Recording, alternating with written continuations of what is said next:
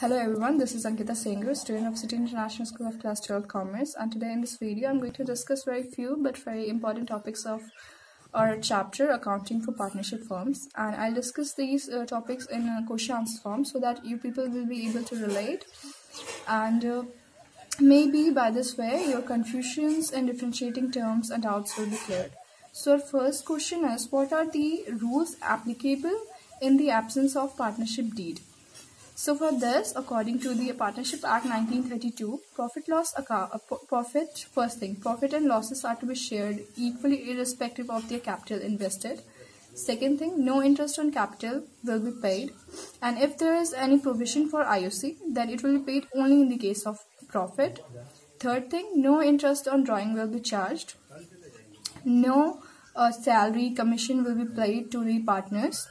And if there is any case of partners loan, it will be paid at the rate of 6% per annum, and it will be paid in case of loss also, not only case of profit but loss also. Then at the end you have to remember this, that any of these provisions can be changed by coming to a common agreement by partners. So this was our first question, and I hope your doubts must have been cleared and you got your expected answers. Our second question, distinction between profit loss account and profit loss account for appropriation. So first difference, that profit loss account is prepared after trading account and starts with the gross profit disclosed by trading account. Then profit loss account for appropriation is prepared after profit loss account with the net profit brought down. Second, the objective of profit loss account is to ascertain the net profit, and the objective of profit loss account for appropriation is to distribute the net profit among the partners in their ratio or equally according to the partnership deed. And this profit loss account is not prepared on the basis of partnership agreement except for partners loan or a partner's loan, and the profit loss account for appropriation is prepared on the basis of partnership agreements. So next question, what are the distinctions between as charge and as appropriation? In as charge, items are necessary to be paid even if there is profit or loss to the firm, and in as appropriation, the payment is only made when there is profit to the firm. As charge is debited to the profit loss account, for example, interest on partner's loan, rent paid to a partner, and as appropriation is debited in the profit loss account for appropriation, for example, interest on capital, salary, commission, etc.